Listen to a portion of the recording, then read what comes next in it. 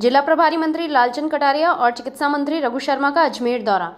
Aryabhata college, Ajmer का best college, A grade ranking by BTU Bikaner, best infrastructure of fashion and interior design, hitech computer lab, modern hotel management block, skill based learning, excellent sports facility, up to ₹30,000 COVID special scholarship, free bus facility for girls, admissions open, BCA, BBA, fashion design, interior design and hotel management, now at new campus opposite Ryan school, Maharana Pratap Nagar, Kotra, Ajmer.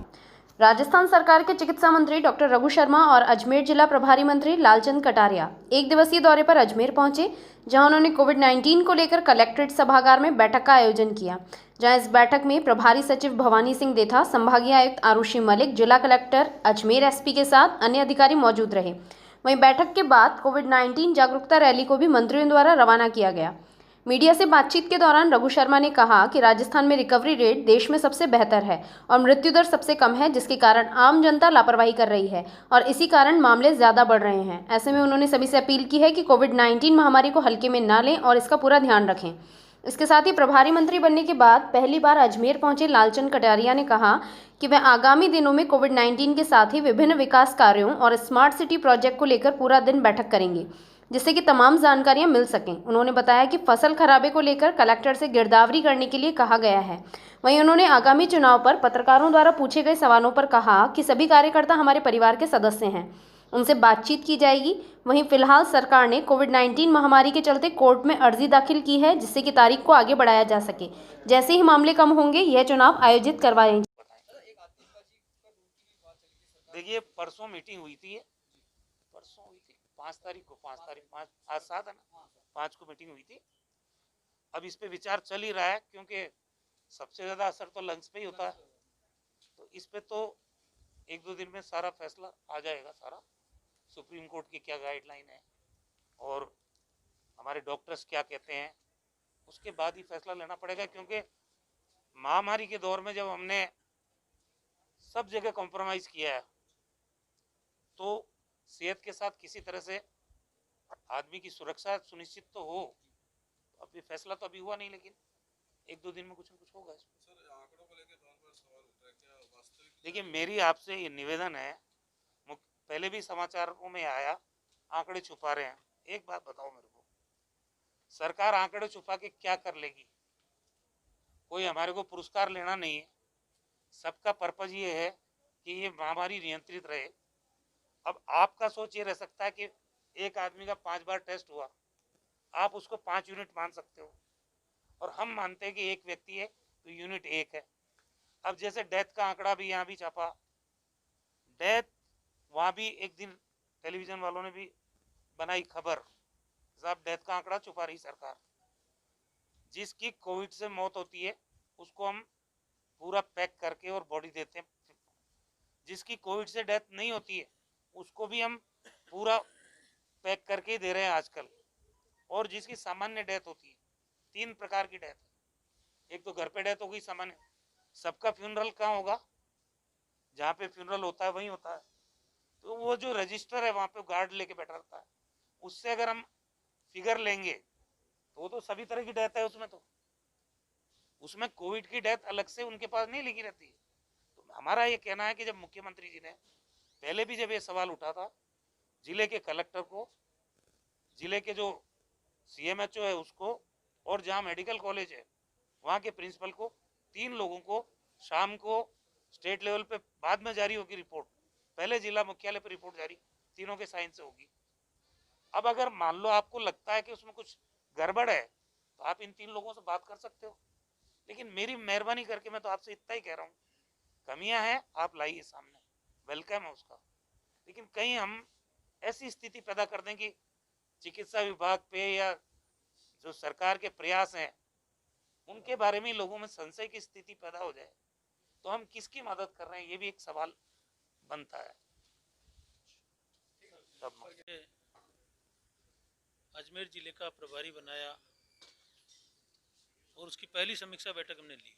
हालांकि मुझे 3 तारीख को आना था, जैसा रघु जी ने बताया कि मुझे किसी काम से दिल्ली जाना पड़ गया, और आज हमारी फिर तारीख तय होने के बाद में जो परिस्थिति बनी कि हमारे साथी विधायक जो हमारे बड़े भाई भी थे कैलाश जी त्रिवेदी, उनका आकस्मिक देहांत हो गया। तो हमें वहाँ जाना था, इसलिए हमने इसको थोड़ा शॉर्ट किया है प्रोग्राम को। और समीक्षा बैठक इसलिए रखना जरूरी थी कि पूरे राजस्थान में जिस तरह से मुख्यमंत्री जी ने सभी दलों से बात करके, सभी डॉक्टरों से बात करके और इसको एक जन आंदोलन का रूप दिया और इस चैन को तोड़ने की बात की, उसके पीछे मंशा यही है कि ये महामारी लगातार बढ़ रही है। उसकी विस्तृत जानकारी हमारे स्वास्थ्य मंत्री जी ने आपको दी और आम आदमी निरोगा रहे, आम आदमी स्वस्थ रहे। ये महामारी जो चल रही है पूरी दुनिया में, अब तो आप अंदाज़ा लगा सकते हैं कि दुनिया का सबसे बेताज बादशाह ट्रम्प साहब भी इसकी चपेट में है, जिसे अमेरिका को बना। तो इससे अंदाज़ा ये लगाया जा सकता है कि देश और प्रदेश, जिसकी हमारी आबादी आज 130 करोड़ के ऊपर है देश की, इसकी चैन को यदि हम नहीं तोड़ पाए तो आने वाले समय में हमारे सामने बहुत बड़ा संकट खड़ा हो सकता है। स्वास्थ्य विभाग की पूरी जानकारी जो लेखा जोखा है वो आपके सामने है और सरकार पूरा प्रयास भी कर रही है।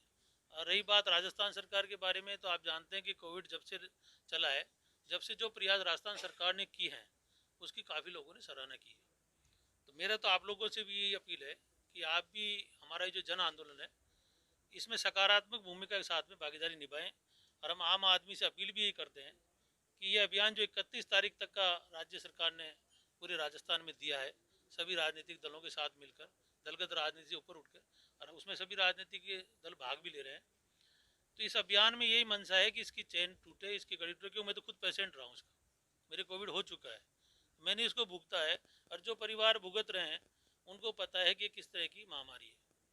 तो इसकी समीक्षा बैठक की है। इसके अलावा हमने और भी विभागों की समीक्षा बैठक की है, जो अधिकारी उपस्थित है। पानी, बिजली, कई बातें हैं। हमारे दोनों विधायक महोदय यहाँ मौजूद हैं, इन्होंने गाँव की रखी। रघु जी खुद इसी ज़िले से विधायक हैं। तो पानी, बिजली की समस्या है, सड़क के बारे में, खाद बीज, फसल खराबे की, क्रॉप इंश्योरेंस की बात आई है, गिरदावरी की है। तो ये सारे समीक्षा बैठक में ये पॉइंट्स उठाए गए हैं। अगली बैठक हम जब रखेंगे तो वो थोड़ी लंबी रखेंगे और उस दिन हमने कहा भी है कलेक्टर साहब को, संभागीय आयुक्त महोदय को, कि अगली जो बैठक होगी वो पूरे दिन की होगी और उसमें सभी विभागों में जो भी हमारी योजनाएं चल रही है उसमें किस प्रकार की प्रगति है उसकी रिपोर्ट ली जाएगी। ये कार्यक्रम आपने अभी कलेक्टर साहब ये मौजूद है। गिरदावरी करवा ली गई है, उसके आंकड़े आना बाकी है। अगली मीटिंग में आपको बताएंगे कि कितना % खराबा हुआ है। क्रॉप इंश्योरेंस में जो किसान जुड़े हुए हैं बिल्कुल उनको मदद करें। एमएसपी पे खरीद की क्या तय? सरकार बार बार सपोर्ट दे रही है ना, कि मेडिकल हेल्थ में तो हम दे ही रहे हैं, क्रॉप इंश्योरेंस है, SDRF है, जैसे किसान को कोई मार पड़ती है तो सब जो विभिन्न योजनाएं हैं उनको, उनसे मदद करो। नरेगा, जैसे नरेगा में संख्या बढ़ी है पूरे राजस्थान में, बाहर से लोग भी आए हैं जो पलायन करके आए, जो यहीं के रहने वाले थे, उन लोगों को भी रोजगार नरेगा के माध्यम से गरीब आदमी को मिला है। तो सरकार पूरी सावचेत है हर क्षेत्र के अंदर। जिले का प्रभार आपको मिल गया है, बाहर बड़ी संख्या में कार्यकर्ता खड़े हैं, चुनाव की सबको आहट नजर आ रही है आपको प्रभार, उसको लेकर क्या करें? तो हमारे परिवार के लोग हैं कार्यकर्ता, हम भी कार्यकर्ता ही हैं, तो उनसे बात कर लेंगे, कोई बात होगी तो सुनेंगे उन्हें, उसमें क्या है भाई। कब पार्टी के कार्यकर्ता हैं तो उम्मीद रखते हैं, चुनाव आ रहे हैं तो चुनाव में उम्मीद बढ़ जाती है, तो परिवार के लोग बात करेंगे। वही बात है कि एक तरफ कोविड का ये चल रहे हैं, इसलिए ये चाह रहे थे, उसमें कोई टालने वाली बात नहीं, चुनाव तो होने ही है और थोड़ा टाइम मिल जाए। जिस तरह से चुनौती आ रही है बार बार, WHO भी कह रहा है कि साहब अक्टूबर नवंबर और ज़्यादा पीक रहेगा।